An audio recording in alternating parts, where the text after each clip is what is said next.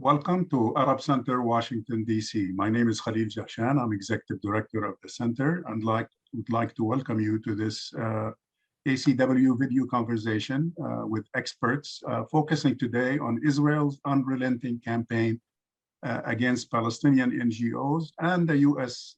response.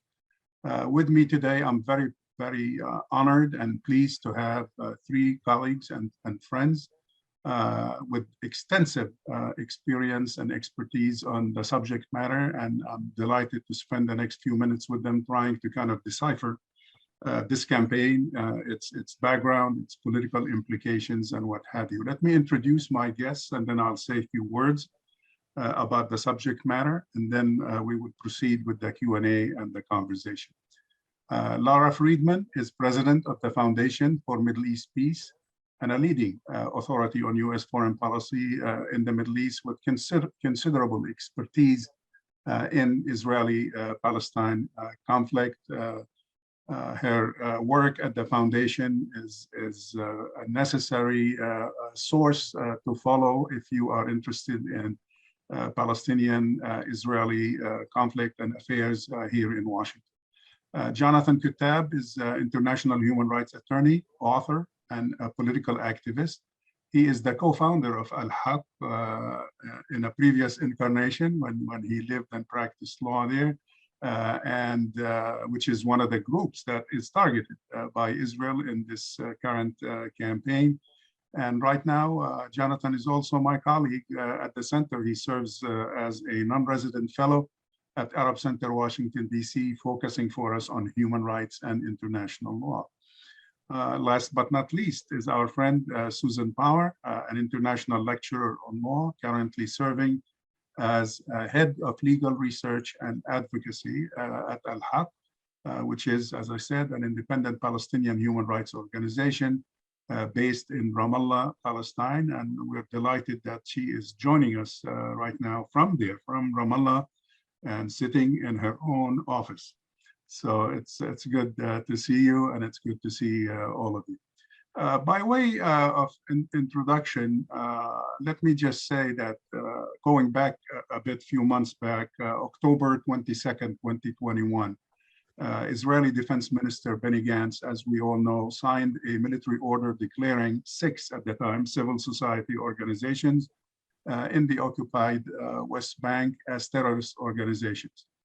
A subsequent statement by the Defense Ministry, the Chief of Staff, which is a requirement, I guess, in cases of this sort, accused the organizations of functioning as part of a network affiliated with the PFLP, already deemed, of course, by Israel and other countries as a terror organization. The groups involved, according to the Israeli government, were accused essentially of a kind of three-pronged charge. One, receiving large sums of money from European countries and international organizations while using fraudulent and deceptive methods. Second, the funds were used by the PFLP or some of its arms to promote terrorism and recruit terrorists. In other words, money laundering in plain English. And 3, the groups were controlled by senior PFLP leaders and employed many PFLP members, including activists formerly involved in terrorism. The affected organizations are familiar to most of us who have been observing Palestinian politics and observing life under occupation for decades. They are definitely well known. They're all affiliated with many NGOs worldwide and here in the States. So they're well known to most of us who have dealt with the Palestine issue over the years. Ad-Damir Prisoner Support and Human Rights Association, Al-haq Human Rights Organization, the Bisan Center for Research and Development, Defense for Children International, Palestine, the Union of Palestinian Women's Committees, and the Union of Agricultural Workers Committees. Of course, once that decision was taken by the defense minister in Israel, the response by the international community, particularly by civil and human rights organizations, including Israeli organizations, human rights organizations like B'Tselem, was swift and unequivocal. Amnesty International and Human Rights Watch called the Israeli decision appalling and unjust and viewed it as an attack by the Israeli government on the international human rights movement as a whole. Now, despite this universal outcry and serious concern by NGOs and by governments worldwide that was expressed after this step was taken, it seems like the Israeli government was not impressed at all.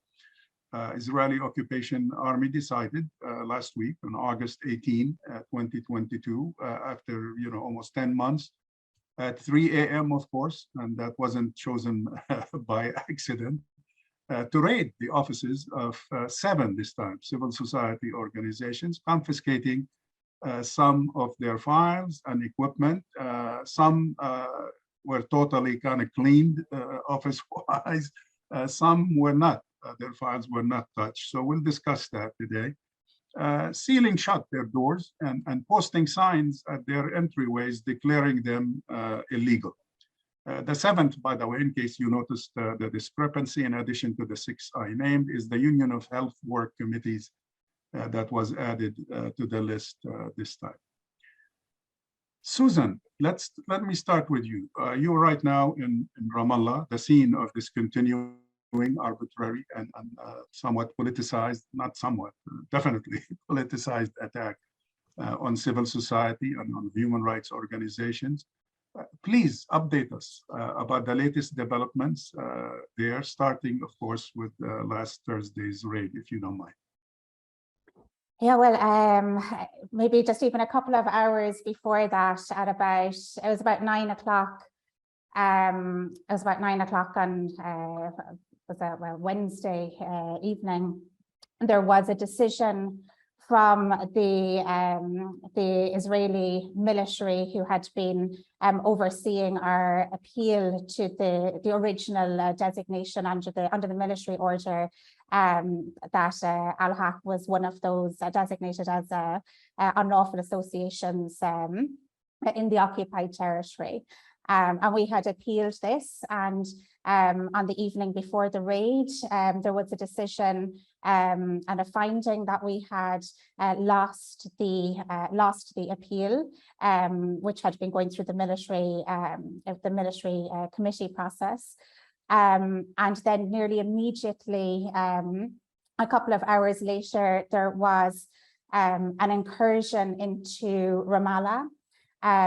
There was a military who entered, and they entered into an area which is under the Palestinian Authority control. And they first proceeded to raid Al-haq. They knocked down the door into our office. They bludgeoned through the door of the church underneath us as well. They caused material damage to the property. And then they proceeded to go through the organization, knocking over files, displacing things, knocking through doors which had been locked, entering into our server, entering into our accounts department, and ripping and knocking things to the ground. Then they proceeded on to the other organizations, one by one, raiding them, in some cases taking property, taking files, confiscating computers, confiscating scanners, photocopying equipment from some of the organizations.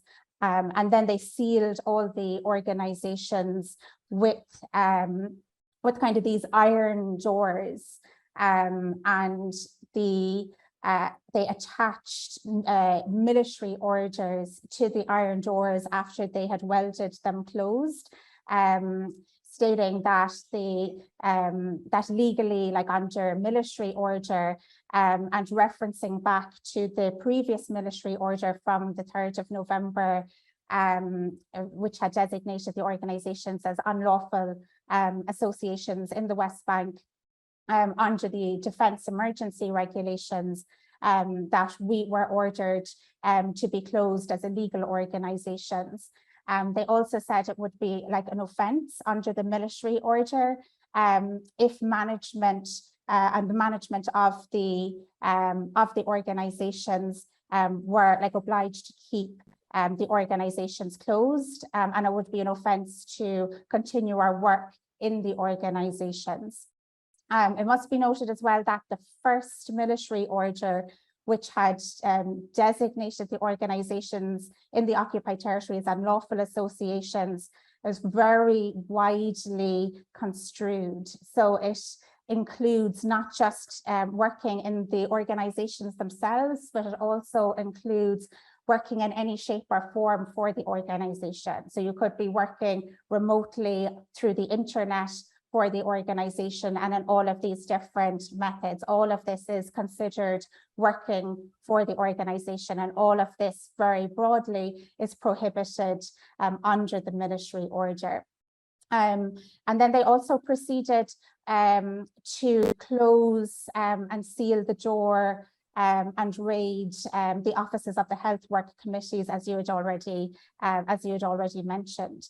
Just one difference between the status, I suppose, of the health work committees and the other 6 organizations, which is like Al-haq, Adamir, Bazan, Defence for Children International, Palestine, the Union of Agricultural Workers Committees, and the Union of Palestinian Women's Committees. As was the difference between those and the health worker committees, is we had actually previously on the 19th of October 2021 also been designated under Israel's counter-terrorism law of 2016 as terror organizations under this counter-terrorism law.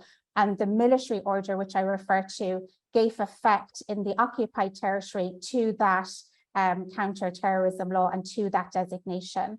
The health work committees was not originally designated under the counter-terrorism law for their work. So they're slightly different in terms of how they've been legally addressed. They have, however, been declared unlawful associations under the military order. So now we're in a position where it is an offence to open the offices and to continue our work, and we're put into we've been put into a very tense situation where we have to continue our work. We have to provide services, and we have to represent victims in the occupied territory, and we have to continue on with our human rights work, our accountability work, and represent people. But we've also now started seeing very, very serious implications for continuing this work. Just at the weekend, on Sunday, the general director of our organization, Shawan Jabareen, at 9:30 in the morning, he was contacted by Shin Bet, and he was asked to come down to the Ofer military base for interrogation.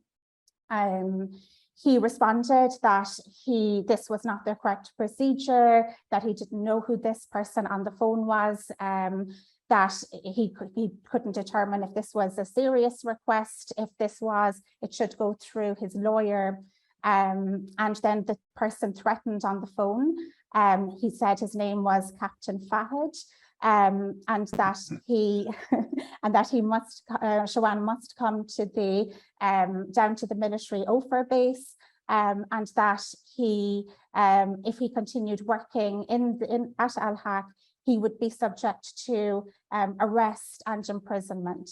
And he also made personal threats against Shawan, and said there would be personal consequences for him if he was to continue working in the organization.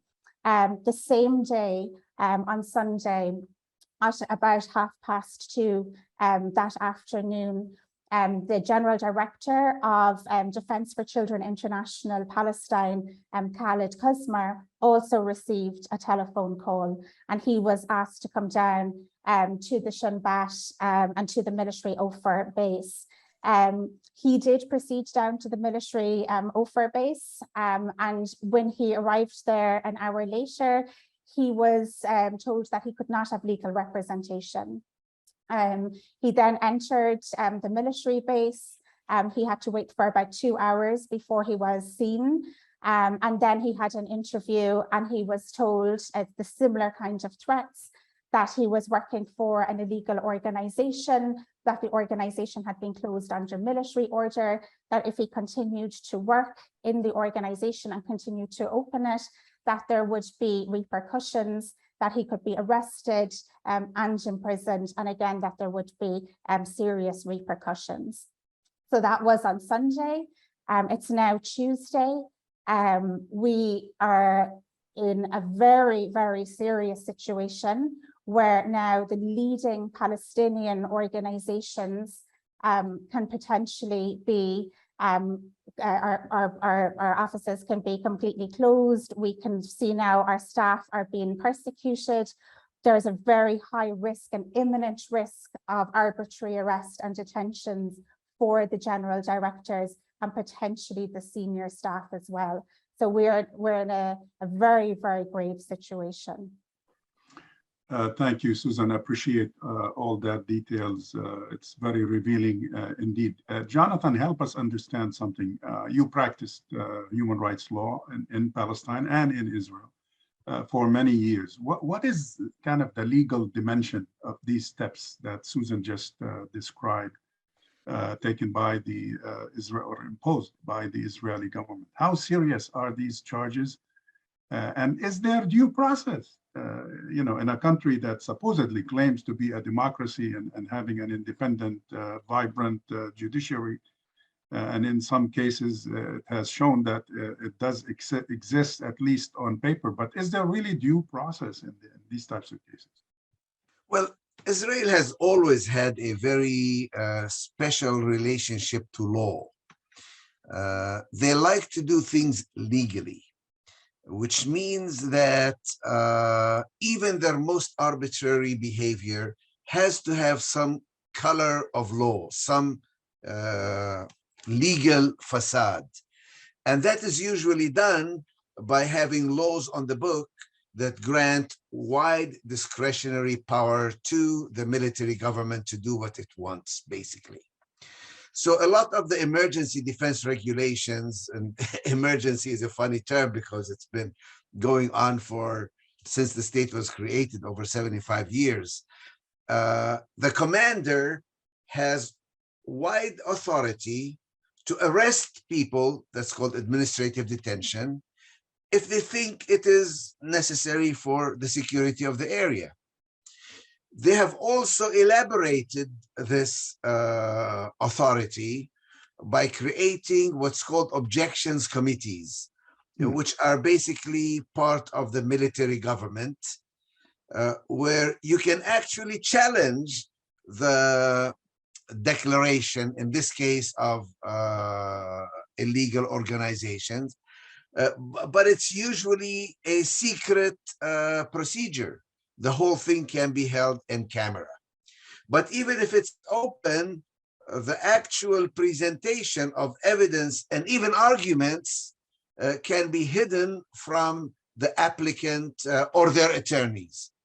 So that even though you have a right to have a lawyer, the lawyer doesn't have a right to look at the evidence or to even be present to hear the arguments. And even though you have the right to challenge the process, the challenge is really not real.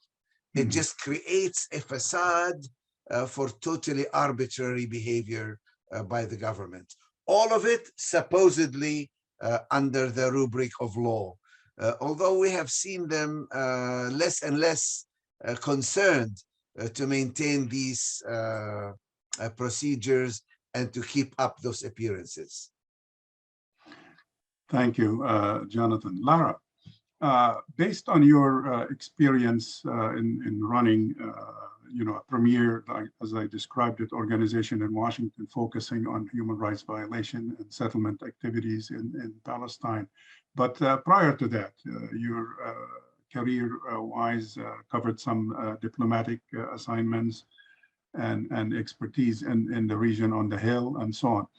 Can you help us put this ongoing campaign in its historical perspective? Has Israel been always at war with Palestinian civil society, and why? Thanks, Khalil. It's a great question, and I first want to say, I mean, Susan and Jonathan are. I'm not sure people watching this understand that at this moment in time, speaking on this panel is an act of bravery, right? It is literally under Israeli law considered support for terror to speak out on behalf of these organizations, in defense of these organizations, in support of these organizations. It's illegal for anyone, but I mean, if you're actually, for Susan in Ramallah, this is actually about peril for those of us who travel back and forth. And I think people need to recognize the extraordinary bravery as these two brilliant people smiling are talking to us that is involved in that. The fact is, the Israeli interaction with Palestinian civil society has always been tense, right? And this goes back to the very early years of the efforts to hold Israel accountable for even we think of things sort of in everything is right in the moment, but if you go back even before the birth of the BDS movement to the beginning of Al-Haq 40 years ago, the effort by Israel, since really, I think most of us date it since the occupation, since 67, has been to prevent any sort of legitimate Palestinian voice that challenges Israel's ability to monopolize and define the narrative of what's happening on the ground. Whether that narrative is a land without a people for a people without a land, or whether that narrative is we are making the desert bloom, or that narrative is we are benevolent occupiers concerned only with what is best for people on the grounds and concerned with fairness and equality and blah, blah, blah. So it has always been a tense relationship. Where that really started, though, changing was I would say 20 years ago with the advent of groups like NGO Monitor, where there was clearly an understanding by some that it isn't enough for Israel as the government of Israel to be arguing with the NGO sector. The problem is the facts are not defensible, so we must shut down and delegitimize those who are presenting these indefensible facts. And it's important. This is actually important for understanding exactly where we are today, because the arguments against the NGO sector, the argument that was seized on by NGO Monitor and later by an Israeli ministry called the Ministry of Strategic Affairs, which has now been folded into the Ministry of Foreign Affairs, the argument that was seized on was effectively, I call it 6 degrees of terrorist contamination. The idea being that nobody wants to defend terrorism. And particularly after 9/11, as anti-terror laws across the world metastasized into these far-reaching, vague guilt by association laws, there was an understanding, I think, by some that this was an opportunity, right? Because within the Palestinian political scene, it isn't merely organizations like the PFLP that are seen as illegitimate by the US or by Israel. It's anyone who shows any sympathy for, any past affiliation with, anyone who shows up in an event that has a sign. And this is a problem because, again, under Israeli policy and to some extent US policy, every single Palestinian political organization is to some greater or lesser extent considered a terrorist organization. So they seized on the 6 degrees of terrorist contamination.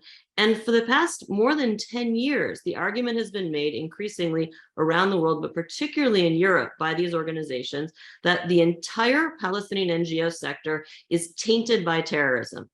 And the goal of this was first and foremost to delegitimize the facts that they're bringing forward, but equally, and maybe even more, to stop the funding coming to them, because the Palestinian NGO sector depends on international funding, mainly from Europe, also from some private funders.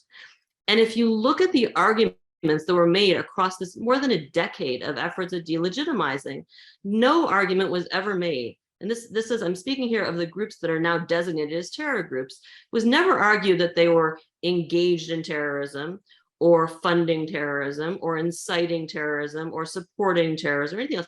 The argument was made that, listen, we've looked at their staff and their board and their supporters and the people who show up at their events, and there are enough attenuated, some more, some less so, attenuated links to the PFLP that you must treat them as a terrorist group. And that didn't work. That didn't result in cutting off funding. It was so obviously a cynical tactic to try to undermine human rights defenders, in effect saying it doesn't matter that you're dedicated to nonviolence and that you are reporting on the bad behavior of both the Israeli side and the Palestinian side. It doesn't matter any of that. What matters is we have a gotcha moment because you got a guy on your board who used to be affiliated with a PFLP support organization because that's where his heart was. They're not even saying it's someone who actually committed terrorism. Doesn't matter. That was not accepted.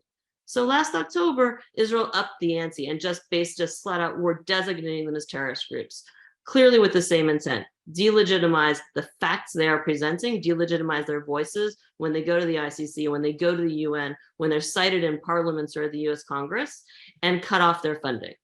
And I think the Israeli gamble there in October 2021 was to think that the world would jump on board and support them on this, and they could just, quietly shut down all these organizations by shutting off their funding. They die on the vine. And that didn't work. Europe, Israel, in a very high profile way, trotted out dossiers of evidence. The evidence that they presented in Europe was actually leaked. And we can talk more about what that evidence was, because it speaks to something that Jonathan talked about, which is the legal system. But they had their evidence. We've seen the European dossier. It is thinner than thin. It is, it is not just circumstantial. It is evidence that European governments looked at, and these are European governments that are allied with and supportive of Israel and truly do not want to be fighting with Israel. And European funders said, yeah, no, we cannot back your designation based on this evidence. And they brought that evidence to Congress, and allegedly, from what I've heard, people in the meeting said, where's your evidence? This isn't it. This is not evidence. They brought it to the United States, where my understanding is they even brought out more evidence for the CIA to look at. And then we saw a report in The Guardian yesterday. I've been asked over the past 10 months, the US not saying anything over 10 months about the evidence. What does that mean? And I said, well, my assumption as a non-lawyer is it means they didn't find anything to back up the Israeli designation, because if they had, they would have designated. They want to support Israel. They want to back Israel in what it does. They don't want to fight. And frankly, the US government would have legal liabilities of its own if it had hard evidence of terrorist ties and didn't do something about it. And they didn't. And then suddenly we have these designations, and the State Department spokesman finally says out loud what we all knew, which was the evidence wasn't sufficient. And yet Israel takes this extra step. I want to say one more thing before you get to this next, whatever your next question is, which is, this is far from over. When, this is, when Susan talks about the people being called in, when the US response to this is, we're going to wait for more evidence, that alone ensures that this clampdown is far from over. Thank you, Lara. I hate to reveal my age, but one of my earliest memories as a youngster growing up in the Galilee area, as an Israeli citizen of Palestinian background, was this particular practice. People forget that this is not new. There is a long history before even 67. Growing up, some of the people I remember as local heroes like Mansour Kardosh, Saleh Baransi, Sabri Jarius, these people that were kicked either into exile, internal exile, or external exile out of the country for being active in NGOs, exactly the same like Al-Haq and Ad-Damir, and have been exposed to the same thing as far back as the 50s. So this did not start with the 67 occupation. It seems to be there is an inherent contradiction between a vibrant Palestinian civil society and Zionism in general, I guess, or the rationale for state of Israel. But at any rate, that is worth, I think, exploring at one point. Susan, what are the practical options? What are you guys doing now legally? Does Al-Haq and its sister organizations facing this ordeal have a legal recourse as a matter of fact? How are you responding to these events? Well, at the moment, like we've exhausted the legal avenues in terms of challenging the military order and the original designation, and we went through the legal processes as far as it is viable for us. So we went through the legal process as far as through the military system, which is the system in the occupied Palestinian territory. There potentially could have been like one extra step, which is a judicial review of the decision, but that's actually in an Israeli High Court of Justice. And our organization doesn't recognize the jurisdiction of Israel or the sovereignty of Israel over Palestinian territory. So we fundamentally, on grounds of principles, wouldn't engage in a legal action directly in Israeli courts. We will only take legal action in the occupied Palestinian territory, and we only recognize Israel de facto and the entity de facto over that the de facto governing authority over that territory. So in terms now, we're looking at it's really looking at advocacy and looking at what third states can do to intervene and to protect the organizations. We've had some very damning concluding observations coming out even from the UN Human Rights Committee back in April. And the UN Human Rights Committee back in April found that the counterterrorism law itself, Israel's counterterrorism law, where it based the original designations, that this law, the provisions in that law providing for terrorist organizations and hooking acts of terrorism, kind of linking this back to material acts of terrorism, that section in the counterterrorism law is in itself in breach of principles of certainty, principles of legality, necessity, and proportionality. And these provisions of the law are in itself in violation of international human rights law. So the law on which the designation is actually premised is actually incompatible with international human rights law. And it really should be struck down for incompatibility with human rights law. So any right-thinking state, any state that complies with international human rights obligations, really should have a duty of non-recognition of this entire designation based on this shoddy law, which doesn't meet human rights protections. So that's even as just as a basic principle to start with. But also for us, and you brought up 1948, and that this has been going back to these kinds of targeting of organizations has been going back to 1950. And we would say in ourselves that we recognize that these acts, these designations against our organizations, that these are acts of persecution and apartheid. And this apartheid regime has been established and ongoing since 1948. These are racist and discriminatory institutionalized laws, policies, and practices which ensure Israeli Jewish racial domination over the Palestinian people in acts of segregation. And one of the provisions of the Apartheid Convention itself is that the persecution of people for standing up and defending and advocating against breaches of the Apartheid Convention and agitating against outward acts of apartheid, that the persecution of those people is in itself an inhumane act of apartheid. And our organizations have been collectively campaigning against Israel's apartheid. And our organization, Al-haq, has been collectively campaigning against apartheid for decades. And Jonathan Kuttab, even back in the 80s, was campaigning against this on behalf of Al-haq. And we've been submitting communications to the United Nations, and the United Nations Committee on the Elimination of Racial Discrimination concluded in 2019, based on our joint submission, that Israel was committing practices of apartheid practices on both sides of the Green Line, so in the occupied territory and against Palestinian citizens in Israel. And we think that these direct persecutory acts are linked to our campaigning and our highlighting of these discriminatory acts of apartheid. And also it's linked to our work at the International Criminal Court, our accountability work.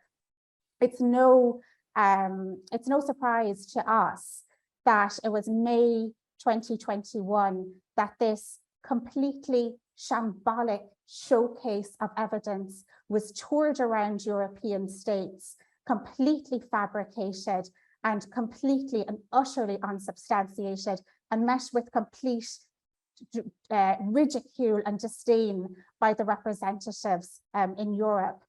But it also came very hot on the heels of a huge victory for our organizations. And we had in the previous months a huge turning point where the prosecutor of the International Criminal Court opened an investigation into Israel's war crimes in the occupied territory. And our organization has been supplying communications to the prosecutor of the International Criminal Court for the last number of years, and we're still in the process of submitting evidence to the court.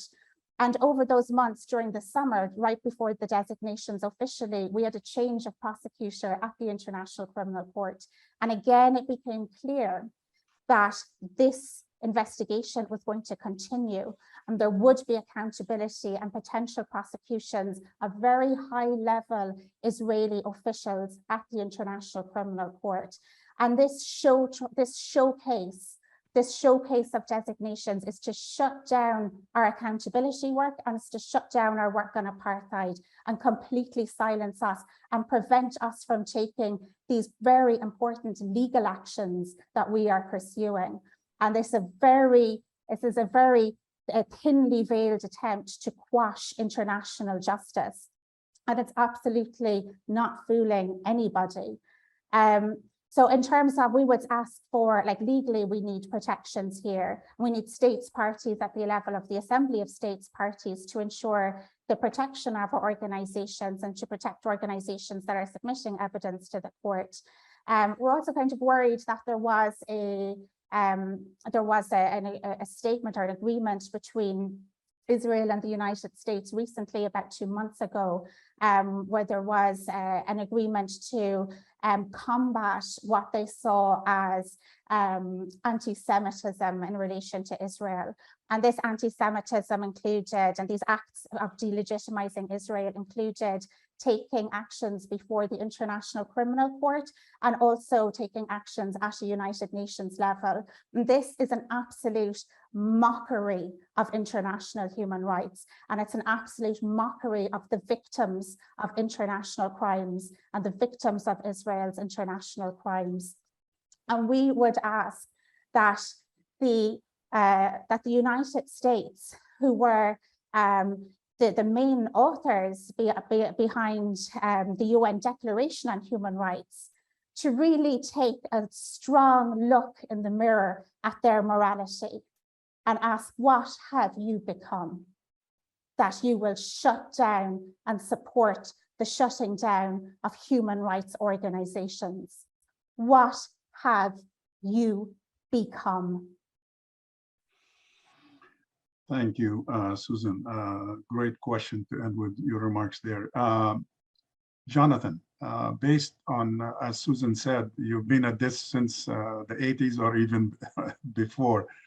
Based on your deep and lengthy experience with this issue, is what Susan said the real intention? I mean, this is not a legal battle per se. It is a political battle to prevent these organizations from performing, from doing their function with regards to human rights, with defending people's rights, exposing violations of rights worldwide. Is this the real intention?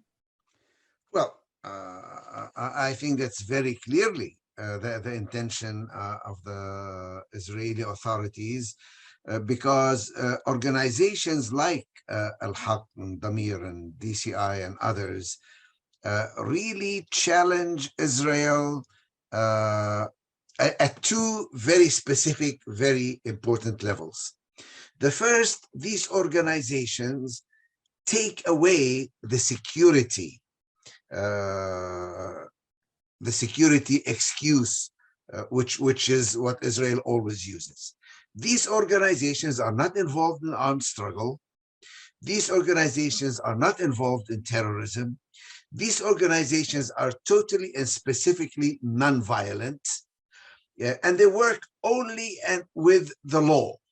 They work only with facts, documentation, evidence, collecting evidence and presenting it. So Israel has to try its best to bring the whole discussion back to terrorism, violence, evil killing of innocent people. There's none of that here. So it's very important for Israel to shift the battle back to the battlefield of violence and terrorism. But these organizations have nothing to do with it. So you have to designate it as a terrorist organization in order to shut it down. So that's the first issue. Are we talking about anything related to security and violence, or are we talking about something else? The second very important element why these organizations present such a challenge and such a threat to Israel is the nature of law, the nature of universal principles that should govern every society. Now, for a long time, Israel was proud that we follow the rule of law. We are not barbarians. We are part of the civilized world. The rule of law is important. Our courts are independent, and they are, by the way. They're independently racist on their own. The government does not have to tell them what to do. The courts are independent. And so Israel says, we are a country of law. The rule of law is important. Well, here come people who are willing to use the law very carefully, very specifically, very transparently. We go by universal standards. We're willing to apply these standards to friend and foe alike. We're willing to document and challenge the practices of the Palestinian Authority, of Hamas, of Palestinian society and individuals, because we believe in universal standards. So now law, which used to be something that Israel was proud of, is now being used to show its system for what it is.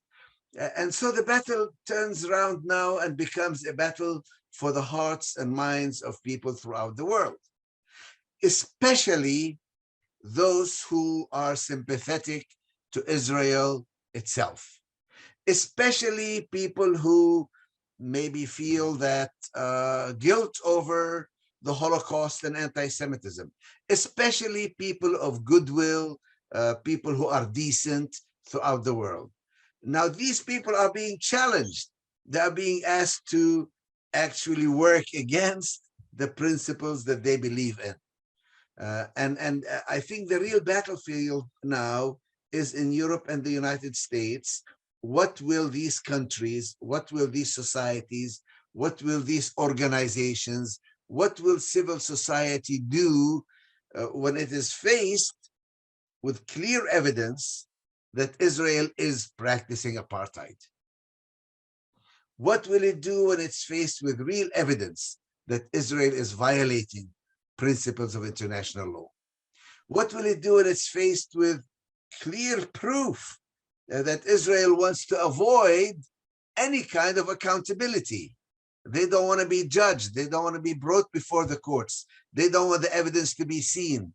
They want to manipulate even the definition of what is anti-Semitism to weaponize it, to provide further protection against scrutiny and against responsibility and against accountability.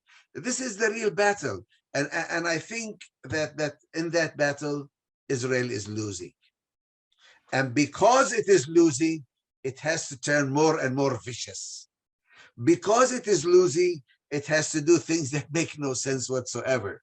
It has to go into the middle of Area A, humiliate the Palestinian Authority, try to intimidate organizations. I mean, you seal their offices. How can that work? Obviously, people will come in and unseal them and will come in and work. So you have to bludgeon them, even worse, and you have to threaten them even worse. And when that doesn't work, you have to become even more cruel. But in terms of the actual battle for the hearts and minds of people, for the rule of law, for human rights, for international law, for decency, that is the real battle. And I think that is the battle where Israel is losing. Palestinian individuals, I think, will have to pay a great price for it. I feel with all the employees of Al-haq and the other organizations who will have to pay a price for this. But in terms of the battle for decency, in terms of the battle for human rights, I think we are on the right side of history and morality and law. Thank you, Jonathan. Let me take the questions particularly that you raise and use that to conclude with Lara. Lara, could you kind of summarize for us the international reaction and the fact that Jonathan is saying that's where the real battle is right now, international public opinion with regards to this issue, and where do we, the United States, particularly the administration, I know you've been very vocal on that. I enjoy your tweets on that, great threads that you have read over the past few days.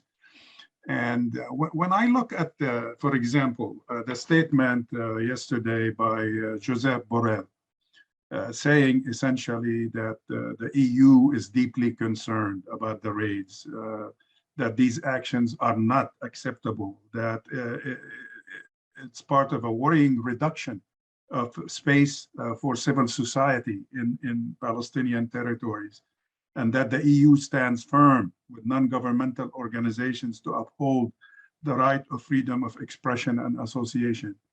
When I hear the CIA in its report that was leaked the last 48 hours or so, basically saying that the allegations raised by Israel have no substance whatsoever. There is no evidence at all.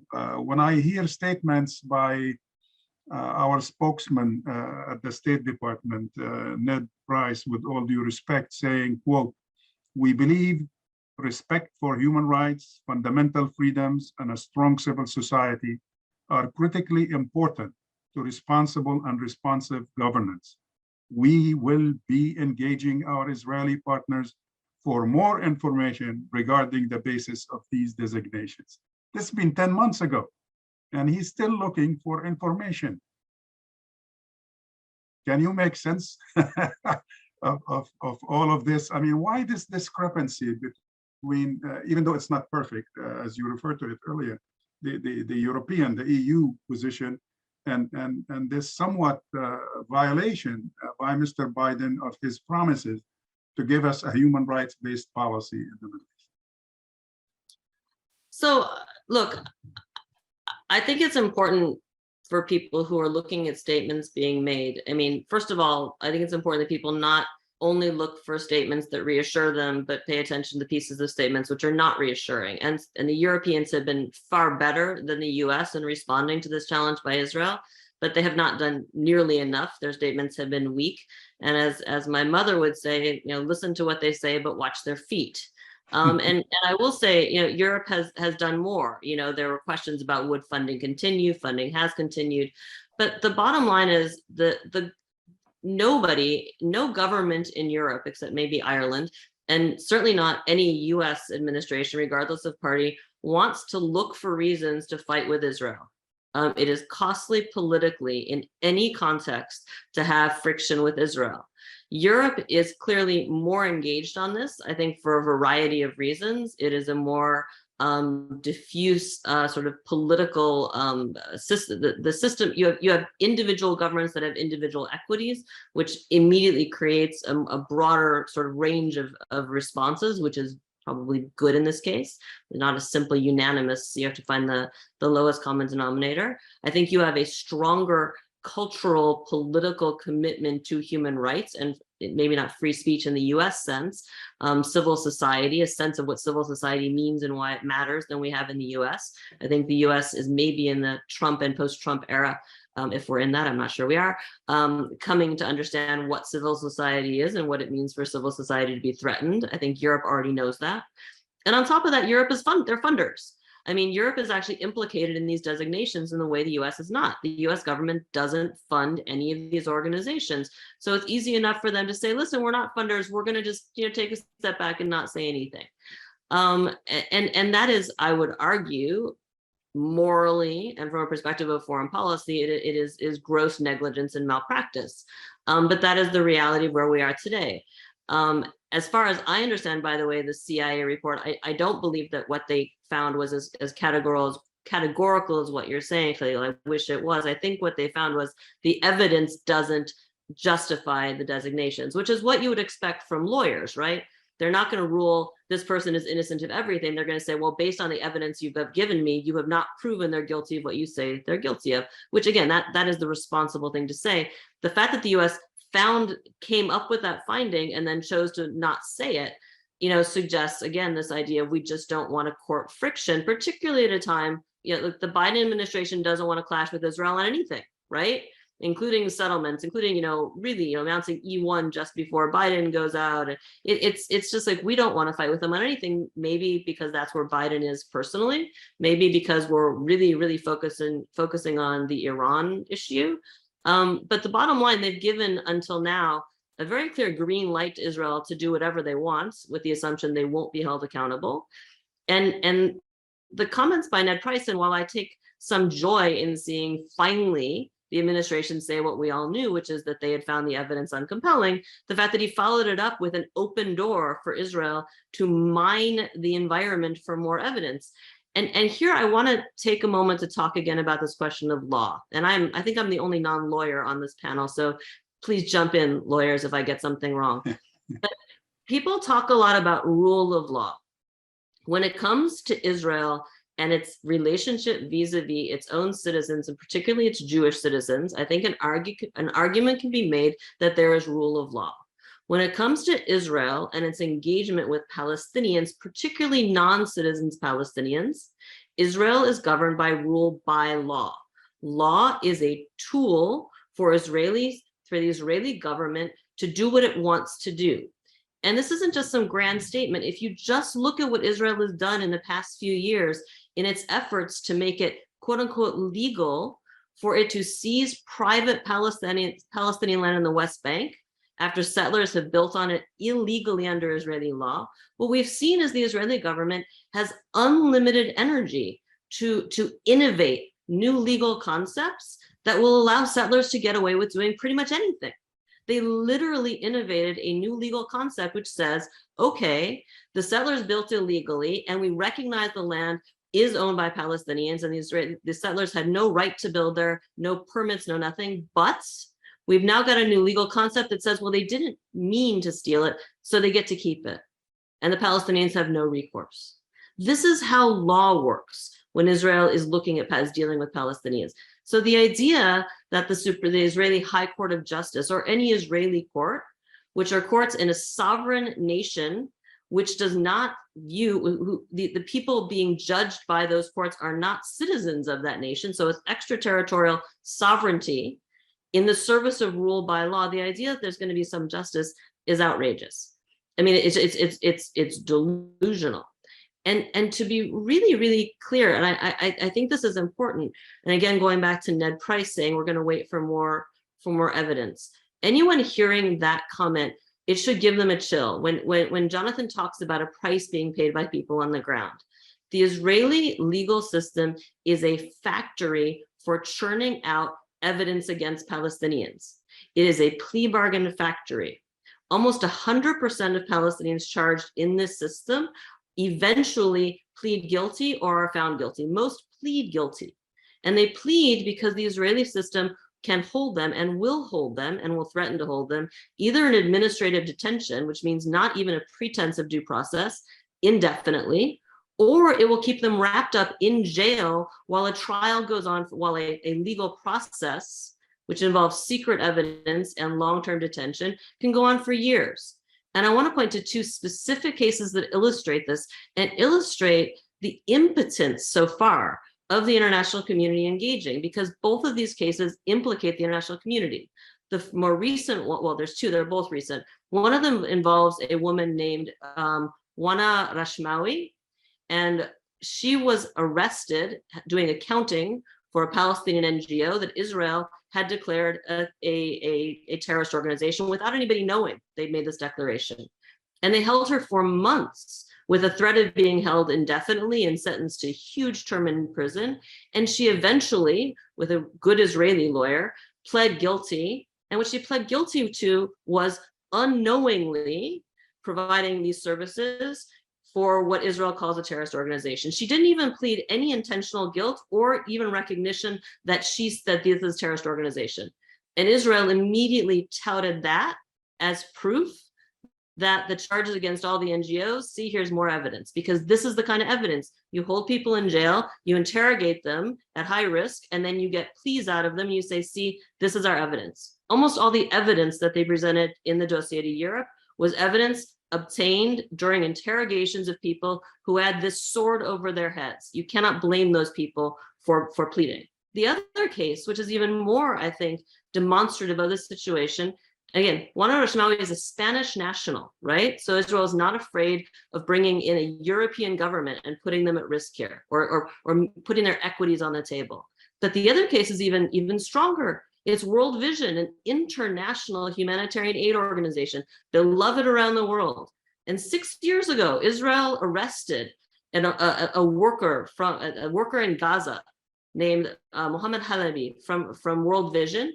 And they launched these incredible accusations that were incredible, both in their breadth. They suggested that he had over time funneled more money to Hamas in Gaza than World Vision budgets for the West Bank and Gaza.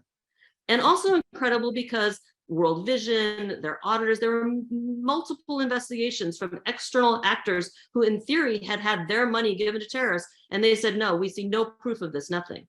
And Israel kept this guy in jail for 6 years, pushing him harder and harder to plead guilty to anything, to something, to anything that would justify their charges against him, and that they could then use as fodder to delegitimize the rest of the sector. And he refused to plead guilty. And after 6 years in jail, based on secret evidence, based on a mockery of any pretense of due process, he's convicted. And he's now going to spend many more years in jail. That is the jeopardy that is now facing everyone who works for, who engages with, who supports any of these NGOs. And when Ned Price says we're waiting for more evidence, this is how that new evidence is going to be generated. And it's going to come out of the lives of actual human beings who are doing work. And it's not just on human rights defense, it's on basic resilience. People forget that some of the organizations that are being targeted, they provide help to women, to children, to farmers, enabling people to stay on their land. These are the people who are now going to have their lives, their families placed in jeopardy. So Israel can generate more incredibly questionable evidence to hand to the US. So the US, by the time we engage on this, there may be no more NGO sector left to defend. Who said Lara needs a JD to get her points across?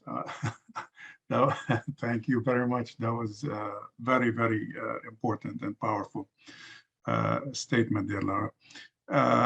Susan, I'm going to ask you to conclude with a somewhat of a technical question that I read in one of the Israeli papers saying that the charges leveled against the 7 organizations are not necessarily the same.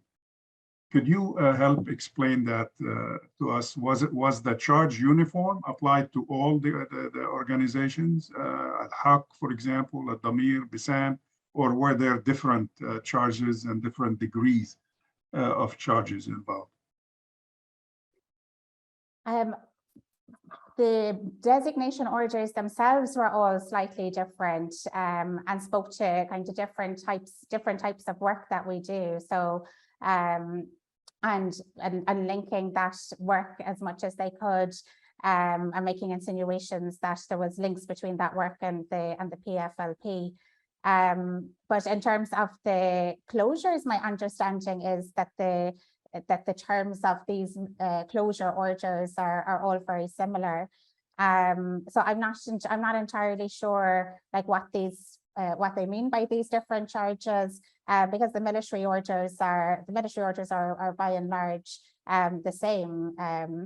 The only difference is that not all the directors have been given the phone calls yet and summoned directly yet. But I do want to just kind of circle back and emphasize just how fragile the situation is now, in terms of basically countries like the US giving Israel the green light. And I was listening in last night to Ned Price when he was giving the updates.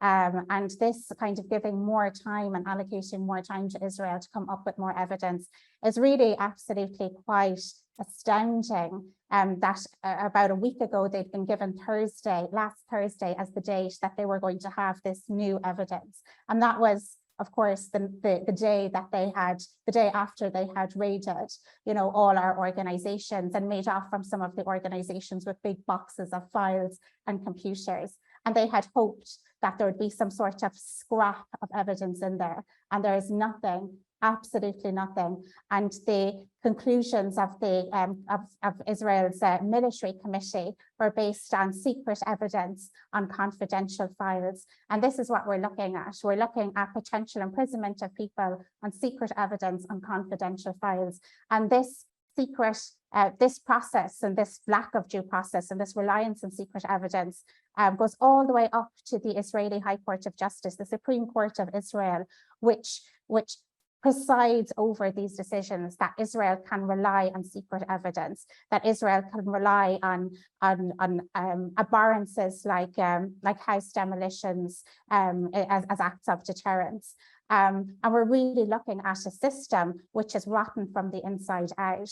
And when I hear Ned Price giving more time to Israel to dredge up more evidence, there's very, very serious repercussions. Let's not forget that the accountants from the health work committees who were interrogated under torture. That is universally prohibited, and it's prohibited also by the United States of America. And this is what we're looking at, that civilians in human rights organizations, staff who work on funding, staff who work in the accounts, staff who work in administration, that they could be rounded up, interrogated, tortured, prosecuted on secret evidence, and facing decades in jail on sham trials. This is what we're looking at. This is what your silence means. We'd ask that third states everywhere that you would pressure Israel to rescind the designations.